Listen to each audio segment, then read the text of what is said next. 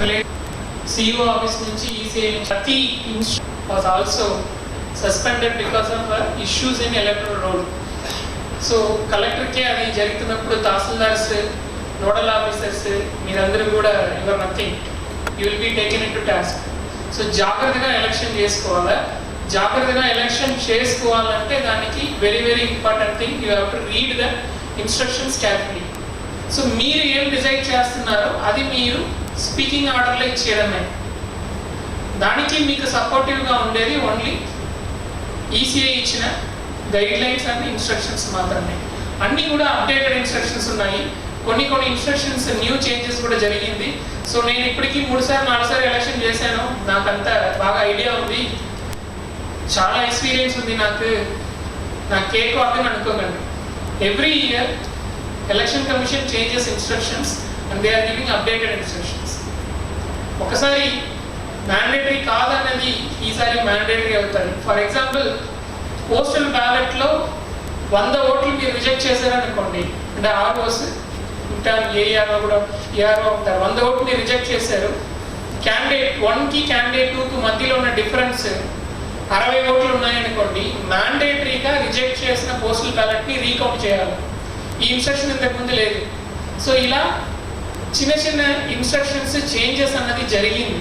Next entire election ప్రాసెస్ని three ఆస్పెక్ట్స్లో split చేశారు. అంటే చీఫ్ ఎలక్షన్ కమిషనర్ చెప్పిన విషయం ఏంటి, 1 ప్యూర్ ఎలక్టరల్ రోల్ ఉండాలి అన్నది, 2ది ఫ్రీ అండ్ ఫేర్ ఎలక్షన్స్ అని, 3ది ఈజ్ ఆఫ్ ఓటింగ్. సో ఈ 3 హెడ్డింగ్ కింద ఎంటైర్ ప్రాసెస్ని తీసుకొచ్చేసారు ఎలక్షన్ కమిషన్.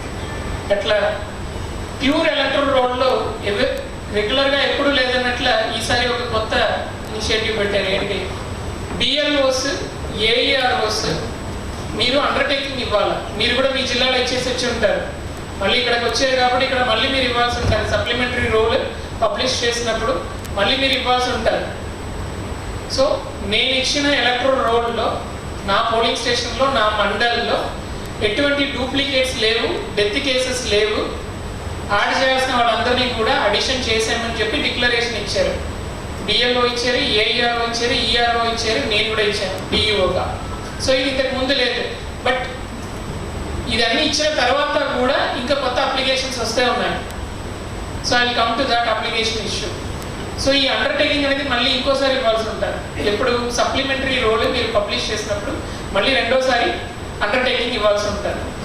రెండో విషయం, రోల్ పబ్లిష్ చేసిన తర్వాత డెలిషన్ అన్నది ఏఈఆర్ఓ లెవెల్లో జరగకూడదు. ఈ ఇన్స్ట్రక్షన్స్ మీద ఎలక్షన్ కమిషన్ క్లియర్గా చెప్పారు. డ్రాఫ్ట్ ఫైనల్ రోల్ పబ్లిష్ చేసిన తర్వాత ఫామ్ 7 ద్వారా మీరు ఎట్టి పరిస్థితిలో ఎక్కడ కూడా ఓటర్ని డెలీట్ చేయకూడదు without prior permission of DEO. Without prior permission of DEO. So DRO will form a control room at collectorate. దాంట్లో కొంతమందిని డిప్లాయ్ చేసుకొని మీరు పంపించే ప్రతి డెలిషన్ అప్లికేషన్స్ ఏది ఉన్నాయో స్క్రూట్నీ చేయాలి. స్క్రూట్నీ చేసి ఇక్కడ నుంచి పర్మిషన్ ఇచ్చిన తర్వాతనే మీరు డెలీట్ చేయాలి.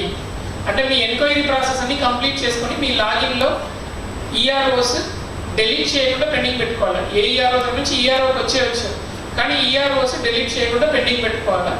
You have to get prior permission from collectorate to do any deletion. నేను మళ్ళీ సిఇఓ ఆఫీస్కి పంపించాలి. ఏ కాన్స్టిట్యున్సీలో 0.1% కన్నా ఎక్కువ వచ్చిందో. So DRO will collect all those form 7 applications. దాన్ని వెరిఫై చేసాక దాన్ని మళ్ళీ నేను రికమెండ్ చేసి సిఇఓ ఆఫీస్కి పంపించాలా. అక్కడ ఇంకో స్క్రూటినీ టీం ఉంటుంది. ఆ టీమ్ ఆ డెలిషన్స్ ఏది చేయాలో వాళ్ళు పర్మిషన్ ఇస్తారు. వాళ్ళు మనకు పర్మిషన్ ఇచ్చాక నేను మీకు పర్మిషన్ ఇస్తాను, అప్పుడే మీరు డెలీట్ చేయాల్సి ఉంటుంది. ఇది very very important instruction. Land inspection మళ్ళీ తహసీల్దార్ విడిగా ఎస్హెచ్ఓ విడిగా పంపించకండి. అవైలబుల్ ఉంది అని చెప్పి మీరు రాష్ట్రం చెక్ చేయండి. ఎందుకంటే ఎక్కడైనా extraordinary 50 is decent EP ratio, అంటే అలా ఈపీ రేషియో డెలీట్ చేయాల్సిన ఓటు ఎక్కువ ఉండవచ్చు.